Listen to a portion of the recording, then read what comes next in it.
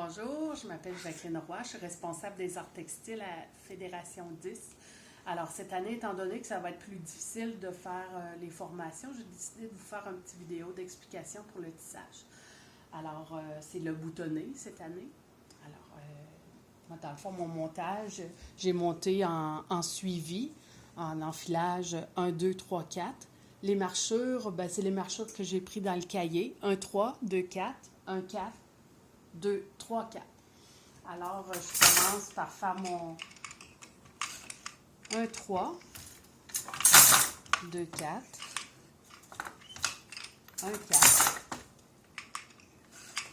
Puis, dans le fond, je ne viens pas taper trop fort parce que dans le fond, je vais avoir une couverture qui va être souple étant donné que c'est une couverture de bébé. Fait que là, quand je suis rendue à 3, 4, je vais prendre une broche. Ça peut être soit une broche à tricoter ou soit des broches à brochette là, en bois. Par contre, il faudrait les sabler un petit peu. Moi, je l'ai essayé, puis ça l'accroche un petit peu la laine. Il faudrait sabler un peu. Alors, moi, j'avais des broches à tricoter, fait que j'ai décidé d'utiliser les broches à tricoter. Fait que je vais venir sortir des boucles à travers mon travail pour faire mon boutonné. On peut prendre un crochet. Moi, j'avais un petit crochet à tricotin là, que je trouve qui va très bien. Alors, c'est ça, j'utilise ça. On peut aussi aller chercher des grilles sur Internet. On a des grilles pour les points de croix. Alors, moi, je suis allée chercher des petits cœurs. Fait que dans le fond, j'ai installé mon petit carton. C'est un petit carton de céréales, mais tu sais, ça peut être n'importe quel carton que je viens installer sur mon styrofoam. Puis, je viens glisser mon patron pour être capable de le suivre au fur et à mesure. Fait que dans le fond, je vais commencer mon petit cœur juste avec une boucle. Fait que je vais venir ici chercher ma boucle. Je l'installe sur ma broche. Puis je viens resserrer avec mon petit crochet, mais serré, mais pas trop, là, juste assez. Fait qu'après ça, je fais mes marchures. 1, 3. 2, 4. 1, 4. 3, 4. Dans le fond, le rang suivant, je vais venir descendre mon papier. Fait que là, j'avais fait une première boucle ici. Mon rang suivant, j'ai une boucle avant puis une boucle après qui va me donner 3 boucles au total. Fait que je vais me prendre une deuxième broche. Autant que possible, on n'enlève pas nos broches tout de suite. On va venir... fait que là, j'en fais une... Tu sais, je remonte ici, là, vis-à-vis de elle que j'ai faite. Je recule de 1. Je fais elle au milieu, puis j'en fais une de plus. C'est sûr que là, j'ai un petit peu de louche. Je vais venir avec mon petit crochet, je vais venir le resserrer. Fait que ça, dans le fond, c'est le boutonné à fil continu.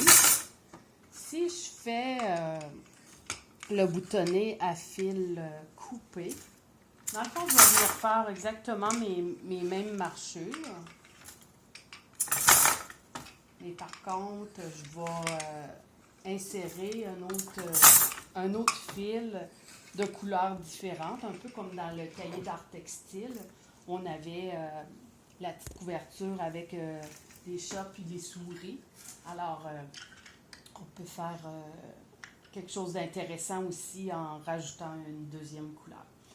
Fait que là, dans le fond, j'ai fait mon 3-4. J'ai passé mon blanc. Là, je vais venir passer mon autre couleur. Puis je vais venir sortir mes boucles. Dans le fond, je vais continuer mon cœur. Le rang suivant, là, c'était encore un de plus. Fait que je vais venir le sortir ici, toujours dans le même sens. Hein? On fait attention pour les sortir tous dans le même sens. 4, 5. Fait que après ça, ici, je vais venir les sortir à peu près à 1 pouce. Fait que qu'est-ce que je peux faire? Tu sais, je peux estimer à peu près mon 1 pouce, il donne quoi? Puis je vais venir compter mon nombre d'espace, puis je vais sortir mon fil. 1, 2, 3, 4, 5, 6, 7. Fait que dans le fond, ça va donner à peu près 7. 1, 2, 3. 3, 4, 5, 6, 7. Fait que je vais venir le sortir ici. Je vais le couper. Fait que dans le fond, c'est les deux techniques, soit à fil continu ou à fil coupé. Je vais venir leur serrer mes petites boucles pour avoir toutes des belles petites boucles égales.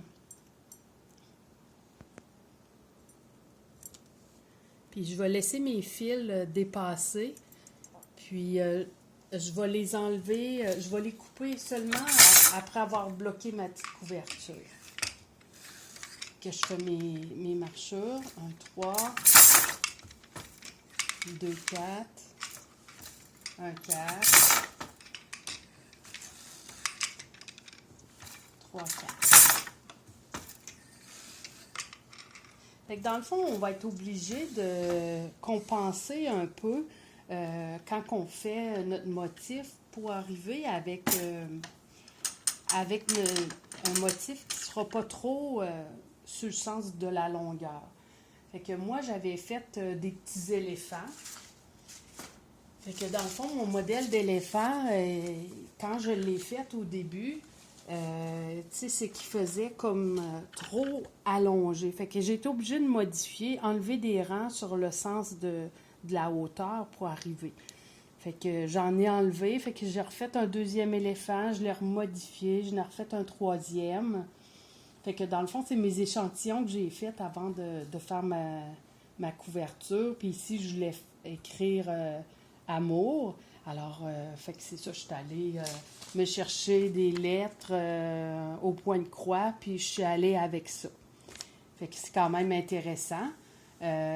Puis après ça, on peut faire différents échantillons, essayer des zigzags ou essayer différentes affaires pour trouver ce qu'on aime. Là.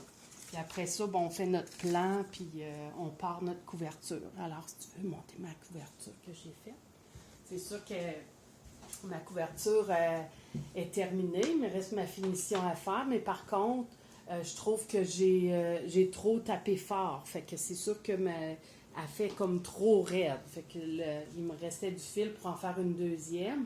Fait que je vais en refaire une deuxième, mais un petit peu taper moins fort. Si tu veux montrer mes petits éléphants au milieu, c'est quand même intéressant là, de voir le résultat. Alors, merci. Puis c'est important de faire des échantillons pour bien maîtriser la technique. Alors, bonne chance. On se parle bientôt. Bye!